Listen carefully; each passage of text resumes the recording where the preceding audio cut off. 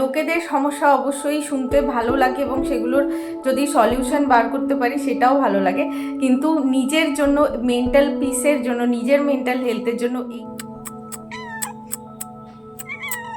আর এত সুন্দর সুন্দর এই দৃশ্যগুলো, আকাশটা তো মানে অসাধারণ, এত সুন্দর লাগছে, এই জিনিসগুলো সব মিস করে দিতাম। গুড মর্নিং এভরিওয়ান, এখন বাজছে অলমোস্ট সকাল 5টা, আর আজকে আমি ঘুম থেকে উঠে গেছি অলমোস্ট 3:30-র দিকে। এখন আমি তোমাদের সবাইকে নিয়ে চলবো মর্নিং ওয়াকে, আর আজকের গোটা দিনের ব্লগটা আমরা মোটামুটি এখান থেকেই শুরু করছি। তাহলে চলো একসাথে মর্নিং ওয়াক করতে যাই। নর্মালি আমি যখন ওয়াকিংয়ে যাই, অ্যাকচুয়ালি ওয়াকিং করতে আমার নিজের খুব ভালো লাগে। নর্মালি আমি যখন ওয়াকিংয়ে যাই তখন আমি বুট জুতো পরে বা এমনি নর্মালি জুতো মোজা পরে যাই না, নর্মালি বাইরের যা থাকে জুতো সেটা পরেই ওয়াকিং করতে চলে যাই। কারণ আমাকে বেশিরভাগ সময় হয় ক্লাসের মধ্যে থাকতে হয়, নাহলে কলসের মধ্যে থাকতে হয়। মোটামুটি কতটা সময় আমি তোমাদের সাথে যদি শেয়ার করি তাহলে ধরে নাও সকাল অলমোস্ট 5টা থেকে 5:10 থেকে আমাদের ইন্ডিয়ানদের জন্য গ্রুপের যে ব্যাচটা সেটা স্টার্ট হয়ে যায়, আর এই সমস্ত জিনিস মিলিয়ে চলে রাত 10টা পর্যন্ত। এবার এখন রিসেন্টলি আমি ঠিক করেছি যে যতক্ষণ আমি কলে থাকবো তাও মোটামুটি কনস্ট্যান্টলি আমাকে 3-4 ঘন্টা মতো তো কলে থাকতেই হয়।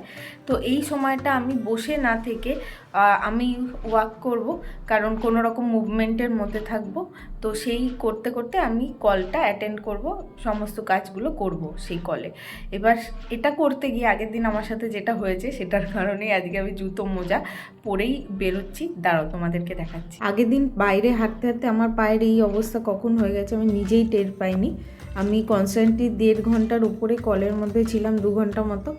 তো যখন আমি সামনে সাপ চলে এসছে তখন রিয়েলাইজ করলাম, যে পায়ের দিকে তাকালাম তখন রিয়েলাইজ করলাম পা থেকে রক্ত বেরোচ্ছে। তো হঠাৎ করে দেখে আমি না রক্ত কিসের, তো দেখি যে এমনি নর্মাল বাইরে যে হাওয়াই চপ্পল আছে সেটা পরে হাঁটতে হাঁটতে পা এরকম কখন ছুলে গেছে, আমি ফোনের মধ্যে ছিলাম, আমি নিজেও বুঝতে পারিনি। আকাশে দেখো এখনো পর্যন্ত কি সুন্দর পূর্ণিমার চাঁদ দেখা যাচ্ছে। অন্য যে কোনো দিন হলে এই সময় কখনো মর্নিং ওয়াকে বেরোতে পারতাম না, কারণ এতক্ষণে আমাদের ক্লাস অলরেডি স্টার্ট হয়ে গেছে। আর এত সুন্দর সুন্দর এই দৃশ্যগুলো, আকাশটা তো মানে অসাধারণ, এত সুন্দর লাগছে, এই জিনিসগুলো সব মিস করে দিতাম। যেহেতু আজকে ছুটির দিন, মনের ইচ্ছা মতো ঘুরতে বেড়াতে পারবো একদম একা, আর তোমাদের সাথে নিয়ে অবশ্যই। হাঁটা কমপ্লিট করে এখন আমি খাবো ডিটক্স টি। আজকে অ্যাকচুয়ালি আমার চিট ডে হোক আর যাই হোক, এই ডিটক্সটা আমি সবসময় কনজিউম করার চেষ্টা করি, বিশেষ করে এখন যেহেতু শীতকাল। আর এই ডিটক্সটা অলওয়েজ আমার ইমিউনিটি, মেটাবলিজম সমস্ত কিছুকে ঠিকঠাক রাখতেও আমাকে হেল্প করে। আর শীতকালেও যাদের এই ঠান্ডা লাগা, সর্দি, কাশি এইসবের প্রবলেম থাকে, আর আমার মতো যারা সারাক্ষণ বক বক করতে হয় আর যার ফলে মাঝে মাঝে গলাটাও ভেঙে যায়, তাদের জন্য এটা খুব একটা সুদিং অ্যান্ড রিলিফিং তোমাকে একটা ফিলিংস দেয়। অ্যাকচুয়ালি অনেক দিন তোমাদের সাথে আমি কোনো নিজের এক্সারসাইজ রুটিনের ভিডিও শেয়ার করি না। আর আমার এক্সারসাইজ রুটিনটা মেনলি আমি ক্লাসের মাঝখানে কখনো টাইম পেলে ওটা করে নিই, আর না হলে কোনো ক্লাস অফ থাকলে আমি সেই সময় করে নিই। বাট আনফর্চুনেটলি সেটার ভিডিও করা পসিবল হয় না বলে তোমাদের সাথে শেয়ার করতে পারি না। কিন্তু আজকে যেহেতু ছুটির দিন, তাই আমি ভাবলাম যে আজকে নিজের ওয়ার্কআউট রুটিনটা তোমাদের সাথে শেয়ার করব। আজকে আমি মেনলি ফোকাস করব স্ট্রেচিং আর ইয়োগার ওপরই, কারণ থ্রু আউট দ্য উইক অনেক মানে আমাকে স্ট্রেংথ ট্রেনিং, ওয়েট ট্রেনিং এই সমস্ত কিছু নিজের জন্য যেহেতু করতে হয়, আর প্লাস ক্লাসেও আমি করাই এই জিনিসগুলো, সেই কারণে একটুখানি গা হাত পা ব্যথা থাকে। আর সেই কারণের জন্যই আজকে মেনলি ফোকাস করব স্ট্রেচিং অ্যান্ড মাসেল রিল্যাক্সিং যে এক্সারসাইজগুলো, যোগাগুলো থাকে, এগুলো তোমরা নিজেদের ডেলি লাইফের রুটিনের মধ্যে অ্যাড করতে পারো। আর এগুলোর কিন্তু ওভারঅল হেলথ বেনিফিটের পাশাপাশি ওয়েট লস বেনিফিটও রয়েছে। কেউ যদি মনে করো যে ভিডিও দেখে ওয়েট লসের জন্য ট্রাই করবে, তো ডেফিনেটলি তোমরা এই রুটিনগুলো ট্রাই করতে পারো।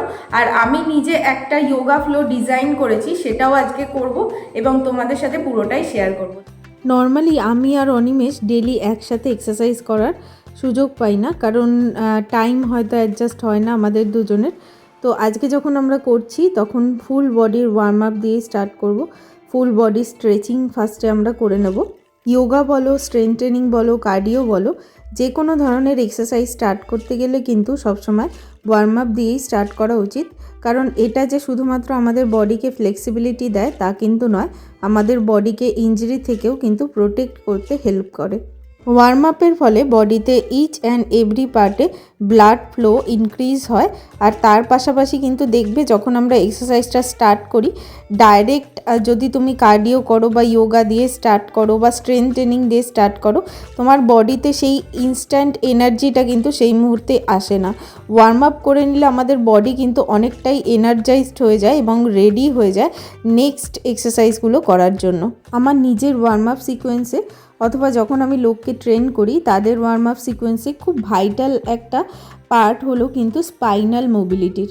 আমি নিজের প্র্যাকটিসেও খুব ভালোভাবে স্পাইনাল মোবিলিটির উপর সবসময় ফোকাস করার চেষ্টা করি আর সবাইকেও করানোর চেষ্টা করি, কারণ স্পাইনাল কর্ড হচ্ছে আমাদের হিউম্যান বডির মোস্ট ইম্পর্ট্যান্ট একটা পার্টের মধ্যে অন্যতম। তো আমাদের বয়সের সাথে সাথে কিন্তু এই স্পাইনাল ফ্লেক্সিবিলিটি বা মোবিলিটিগুলো না প্র্যাকটিস করলে ধীরে ধীরে স্পাইনের যে স্ট্রেংথটা সেটা কমতে থাকে এবং বিভিন্ন ধরনের প্রবলেম আমাদেরকে তখন ফেস করতে হয়, স্পন্ডিলাইটিস বা স্পন্ডিলোসিসের। আমার নিজের হাতে নিজের প্র্যাকটিসের জন্য যতটাই কম সময় থাকুক না কেন, আমি কিন্তু প্রত্যেকবার নিজের প্র্যাকটিসের মধ্যে সূর্য নমস্কারটাকে ইনক্লুড করি। অন্তত যদি 5টাও সূর্য নমস্কার করতে পারি তো সেই চেষ্টাটাও কিন্তু আমার থাকে, কারণ সূর্য নমস্কারের প্র্যাকটিসটা এমন একটা প্র্যাকটিস যেখানে 7টা আসন এবং 12টা স্টেপসের মাধ্যমে আমরা এই প্র্যাকটিসটাকে কমপ্লিট করি এবং এটা কিন্তু আমাদের বডির ইচ অ্যান্ড এভরি পার্টকে ইনক্লুড করে এই প্র্যাকটিসটা করা হয়, কারণ আমাদের বডির প্রত্যেকটা অংশের ওপর এই প্র্যাকটিসের ফলে কিন্তু কাজ হয়। সূর্য নমস্কারের প্র্যাকটিস কিন্তু যে কোনো বয়সের লোকেরাই করতে পারে। কারোর যদি হাঁটুতে ব্যথা থাকে, কোমরে ব্যথা থাকে বা অন্য যে কোনো সমস্যা থাকে, তারা কিন্তু ভেরিয়েশনসের সাথে সূর্য নমস্কারটাকে প্র্যাকটিস করতে পারে। আমি নিজের যে মেন চ্যানেল আছে ফিটনেস পান্ডা, ওটাতেও কিন্তু অনেক ভেরিয়েশনসের সাথে তোমাদেরকে সূর্য নমস্কারের প্র্যাকটিস শেয়ার করেছি, অথবা নিজের ক্লাসেও কারোর যদি কোনো সমস্যা থাকে তো সেই সমস্যাগুলোর কথা মাথায় রেখে আমি তাদেরকে সেই ধরনের সূর্য নমস্কার প্র্যাকটিস করানোর চেষ্টা করি। এখন যে যোগা সিকোয়েন্সটা আমি প্র্যাকটিস করছি, এই যোগা সিকোয়েন্সটাও কিন্তু বিগিনারদের জন্য খুবই ভালো। সবার প্রথম আমাদেরকে সমস্থিতিতে চলে আসতে হবে, তারপর সেখান থেকে ধীরে ধীরে হাত দুটোকে চেস্টের কাছে এনে নমস্কার মুদ্রায় আসব। হাত দুটো কানের পাশে নিয়ে গিয়ে যার যেরকম ক্যাপাসিটি সেই অনুযায়ী ব্যাক বেন্ডিং করবে। কেউ চেস্ট আউট করে অনলি থোরাসিক বেন্ডিংও করতে পারো, আর কারোর যদি আরও বেশি করার ক্যাপাসিটি থাকে তাহলে সে লাম্বার বেন্ডিংও করতে পারো। ধীরে ধীরে আমাদেরকে দুটো হাত মাটিতে রেখে পাদ হস্তাসনের পজিশনে আসতে হবে। চেষ্টা করতে হবে যে আমাদের ফোরহেডটা শিন বোনের সাথে টাচ করতে, একদম বডিকে টোটালি আপার অ্যান্ড লোয়ার বডিকে এক জায়গায় নিয়ে আসতে। তারপর ধীরে ধীরে সেখান থেকে আমরা পার্শ্বকোণ আসনে চলে আসব। পার্শ্বকোণ আসন থেকে আমরা ত্রিকোণ আসনে আসব এবং ত্রিকোণ আসন থেকে আমরা পরিবর্তা ত্রিকোণ আসনে এসে ধীরে ধীরে দুটো হাত মাটিতে রেখে এবং আমাদের মাথার একদম মাঝখানটা, যেটাকে আমরা ক্রাউন অফ আওয়ার হেড বলি, মানে মধ্যতালুটা, সেটাকে টাচ করার চেষ্টা করতে হবে এবং একই রকমভাবে অপোজিট সাইডেও এই সিকোয়েন্সটাকেই আমাদের ফলো করতে হবে, কিন্তু উল্টো ডাইরেকশন থেকে। ত্রিকোণ আসন, পরিবর্তা ত্রিকোণ আসন এবং পার্শ্বকোণ আসন, যেটা এখন আমি করছি। তো এই আসনগুলো করার সময় তোমরা যে দুটো পায়ের মধ্যে গ্যাপ, সেটা যদি একদম প্রথম করো তাহলে একটু কম রেখেই করার চেষ্টা করবে, যতটুকুতে তোমাদের করে কোনো অসুবিধা হবে না বা কমফোর্টেবল ফিল হবে। এবং ধীরে ধীরে নিজেকে চ্যালেঞ্জ করতে হবে এবং আমাদের ক্যাপাসিটি ইনক্রিজ করতে হবে। আজকের মতো মোটামুটি প্র্যাকটিস আমরা এখানেই ডান করব। খুব বেশি কিছু করব না, আগেই তোমাদের সাথে শেয়ার করেছিলাম অনলি স্ট্রেচিং। আর এই যে নতুন যোগা ফ্লোটা তোমাদেরকে দেখালাম, আসনগুলো খুব বেশি কঠিন নয়। তোমরা যদি একদমই বিগিনার লেভেলেও থাকো তাও কিন্তু তোমরা এগুলো প্র্যাকটিস করতে পারো। গ্র্যাজুয়ালি তোমরা ডেফিনেটলি প্রথম করতে তো যে কোনো জিনিসই আমাদের ডিফিকাল্টিস ফেস করতে হয়, বাট যখন করবে, স্টার্ট করবে, গ্র্যাজুয়ালি দেখবে তোমাদেরও কিন্তু টোটালি পারফেকশনের জায়গায় ইচ অ্যান্ড এভরি যে পশ্চার আছে সেগুলো চলে আসবে। আজকে যেহেতু ছুটির দিন, বাইরের আমেজ নিতে নিতে আর গাছপালা দেখতে দেখতে আমরা ব্রেকফাস্ট করতে বসেছি। আজকে আমাদের ব্রেকফাস্টে ছিল রুটি অ্যান্ড অমলেট।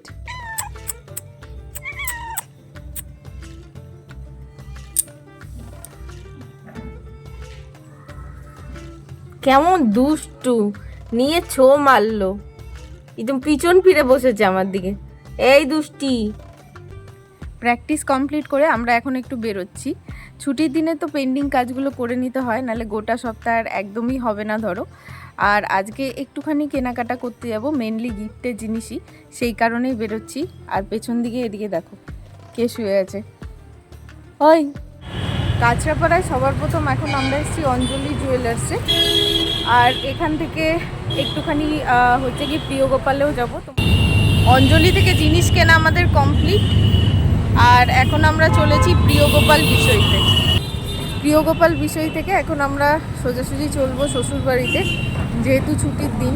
আর দেখা করতে যাওয়া তো মোটামুটি সপ্তাহের মাঝখানে আমার একদিনও হয় না, সেই কারণে এখান থেকে আজকে ভাবছি ওখানে যাব।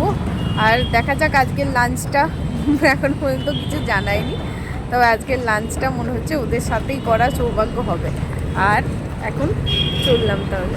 এখন তো আর আগের মতো অতটা প্যাচপ্যাচানি গরম নেই, বাইরে বেরিয়েও তাই খুব ভালো লাগছিল আজকে। অনেক দিন পরে ফুরফুরে হাওয়া গায়ে লাগছিল গাড়িতে বসে। আর আমাদের বাইরে বেরোলেও সবার সাথেই আমরা মোটামুটি বেরোনোর চেষ্টা করি। আমার আর অনিমেষের এরকমভাবে একা একা খুব একটা বেশি বেরোনো হয় না। আজকের আমাদের লাঞ্চটা আমরা শ্বশুরবাড়িতে গিয়ে সকলের সাথে একসাথেই করলাম। আজকে আমাদের লাঞ্চে ছিল ভাত, ডাল, উচ্ছে আলুর চচ্চড়ি, মোরলা মাছ ভাজা, মোরলা মাছের চচ্চড়ি। ওদের সাথে লাঞ্চ করে আর দেখা করে আমরা বাড়ি ফিরে পড়েছি। আর রাস্তায় কিছুটা ফল কিনে নিলাম গোটা সপ্তাহের জন্য। সন্ধেবেলা হাতে ফাঁকা টাইম ছিল, তাই ভাবলাম নিজেদের বিয়ের ভিডিওটা বসে বসে দেখি। এই চ্যানেলে যখন আমি প্রথম ব্লগ করা স্টার্ট করি, তখন তোমরা আমাকে অবিবাহিত অবস্থায় দেখেছো। তারপর কয়েকটা ভিডিও পরেই হঠাৎ করে বিবাহিত অবস্থায় দেখেছো। যারা আমাকে কাছ থেকে দেখছো তারা হয়তো আমার জীবনের পুরো গল্পটাই জানো, কিন্তু যারা দূর থেকে দেখছো তাদের জন্য একদিন অবশ্যই আমি এই কাহিনীটা নিয়ে আসব। অনিমেষের সাথে আমার সম্পর্ক সেই স্কুল লাইফ থেকে শুরু করে কলেজ পেরিয়ে, ইউনিভার্সিটি পেরিয়ে আমাদের কেরিয়ার তৈরি করার জার্নি, সমস্ত ঝড় ঝাপটাকে পেছনে ফেলে আজকে এই বিয়ের মঞ্চে এসে উপস্থিত হওয়া, তাও এমন একটা দিনে যেদিন কিনা ওয়েস্ট বেঙ্গলে সাইক্লোনও এসে উপস্থিত। সেই রেমাল সাইক্লোন, জানি না তোমাদের মনে আছে কিনা, কিন্তু আমাদের জীবন কাহিনীতে এই সাইক্লোনের নাম কিন্তু সারা জীবনের জন্য লেখা হয়ে থাকবে। যেদিন আমাদের বিয়ে হয়েছে এমন কিছু পরিস্থিতির সম্মুখীন আমাদের হতে হয়েছে, বিয়ের শেষ মুহূর্ত পর্যন্তও কিন্তু আমরা জানতাম না যে আদৌ আমাদের সিঁদুরদান কমপ্লিট হতে পারবে কি পারবে না। আর আমার বিয়ের যতগুলো সাজ আমি তোমাদের সাথে পরে ডিটেলসে ভিডিওতে শেয়ার করব, সমস্ত গল্প পুঙ্খানুপুঙ্খভাবে শেয়ার করব। তো সেই জিনিসগুলো তোমরা দেখতে পাবে যে আমার পুরো আইবুড়ো ভাত থেকে একদম বউ ভাত পর্যন্ত যতগুলো লুক আছে, যেমন ধরো আইবুড়ো ভাত, বৃদ্ধি থেকে আরম্ভ করে গায়ে হলুদ, বিয়ে, তারপর তোমার ভাত কাপড়, তারপর তোমার বউ ভাতের দিন যে সাজটা সন্ধ্যাবেলায় থাকে, তো সমস্ত কিছুই কিন্তু আমি নিজেই করেছিলাম। চাইলে অবশ্যই আমি মেকআপ আর্টিস্ট হায়ার করতে পারতাম, যদিও আমাদের খুব শর্ট টাইমের মধ্যেই বিয়েটা ঠিক হয়েছে, 15 থেকে 20 দিনের মাথায় সমস্ত অ্যারেঞ্জমেন্ট আমাদের করতে হয়েছে। কিন্তু তবুও পসিবল ছিল, যদি মন থেকে চাইতাম অবশ্যই মেকআপ আর্টিস্ট হায়ার করতে পারতাম। কিন্তু আমার বিয়ের প্রত্যেকটা সাজই কিন্তু আমার হাজব্যান্ডের জন্য, উডবি হাজব্যান্ড তখন ছিল, একটা গিফট হিসেবে ছিল। আর এই যে বিয়ের লুকটাতে তোমরা আমাকে দেখতে পাচ্ছ, আমি তো খুবই এক্সাইটেড ছিলাম এবং ব্যাকুল হয়েছিলাম যে কতক্ষণে ও আমাকে বউ রূপে দেখবে এবং ওর সাজটা পছন্দ হবে কি হবে না। তো ভেতর থেকে একটা ভয় এবং এক্সাইটমেন্ট সমস্ত কিছুই কাজ করছিল সেই সময়। 15টা বছরের অপেক্ষা, স্বপ্ন, সব কিছুর পরে যখন শেষ পর্যন্ত এই দিনটা এসে পৌঁছায়, অবশ্যই আউট অফ দ্য ওয়ার্ল্ড একটা হেভেনলি ফিলিংস হয় নিজের মধ্যে। কিন্তু আমার এই বিয়ের দিনে হয়তো আমি সেই রকমভাবে অতটাও ভালোভাবে এই উপলব্ধিটাকে করতে পারিনি, তার থেকে বলতে পারো খুব বেশি করে মনের মধ্যে তখন ভয় চলছিল। যাই হোক, সবাইকার ভালোবাসা, আশীর্বাদ এবং সহযোগিতায় শেষ পর্যন্ত সিঁদুরদান কমপ্লিট হয়েছিল। আর এই ভিডিওটা আজকে জাস্ট আমি নিজে দেখছিলাম বলে মনে করলাম যে রেকর্ড করে তোমাদের সাথেও একটুখানি গ্লিমসগুলো শেয়ার করি। পরে আমি ডিটেলসে যখন তোমাদের জন্য ভিডিওগুলো নিয়ে আসবো তখন অবশ্যই আরও বিস্তারিতভাবে গল্পগুলো তোমাদের সাথে করব। গোটা বিয়েতে আমার বাড়ির প্রত্যেকটা লোক হয়তো কান্নাকাটি করেছে, ঠাকুরের কাছে প্রে করেছে, কিন্তু আমি স্ট্রং থাকার চেষ্টা করেছি। কিন্তু এই মুহূর্তটা এমন হয় না প্রত্যেকটা মেয়ের কাছে যে না কেঁদে থাকা যায় না। যাই হোক, অ্যাট লাস্ট আমরা আজকে বিরিয়ানি খেয়ে ডিনারটা করলাম। তো আজকের দিনটা আমাদের এখানেই শেষ করলো, আর we are really excited to start the whole new day from tomorrow. কারণ এই একটা ছুটির জন্য না সারা সপ্তাহটা অপেক্ষা করে থাকি। As a fitness trainer and yoga instructor আমার কিন্তু ফোকাস শুধুমাত্র এটা থাকে না যে ফিজিক্যাল ফিটনেসের প্রতি, প্রত্যেকের মেন্টাল ফিটনেসের প্রতিও থাকে। আর সেই কারণে দায়িত্বগুলো একটু বেশি থাকে নর্মালি। আর লোকেদের সমস্যা অবশ্যই শুনতে ভালো লাগে এবং সেগুলোর যদি সলিউশন বার করতে পারি সেটাও ভালো লাগে। কিন্তু নিজের জন্য, মেন্টাল পিসের জন্য, নিজের মেন্টাল হেলথের জন্য এই যে একটা দিন ছুটি, এটার যে ভ্যালুটা কি সত্যি এই দিনটা আসলে তবেই বুঝতে পারি। বাট এই কারণেই কিন্তু কাজ করার নিজের মধ্যে যে চাহিদাটা সেটাও আরও বেশি করে বেড়ে যায়। এই যে গোটা সপ্তাহটা এবার কাটাবো পুরোটা কাজের মধ্যে দিয়ে, এটার জন্য এক্সাইটমেন্টটা বেড়ে যায়। তাহলে চলো আজকের ব্লগটা আমরা এখানেই শেষ করছি। আবার নিয়ে আসবো নতুন একটা এক্সাইটমেন্টে ভরা ব্লগের সাথে। আর তোমরাও আমাদের সাথে জার্নিটা কন্টিনিউ করতে থাকো, চ্যানেলটাকে সাবস্ক্রাইব করো আর লাইক, শেয়ার, কমেন্ট করো। তোমাদের কমেন্টে ওপিনিয়ন জানাতে কিন্তু ভুলো না। ওয়ার্ক লাইফ ব্যালেন্স প্রত্যেকটা মানুষের জীবনে কতটা জরুরি সেই জিনিসটাও কিন্তু আমি যেরকমভাবে তোমাদের সাথে শেয়ার করলাম নিজের এক্সপিরিয়েন্সটা, সেটা তোমরাও আমার সাথে শেয়ার করতে ভুলো না। ওকে, বাই দেন।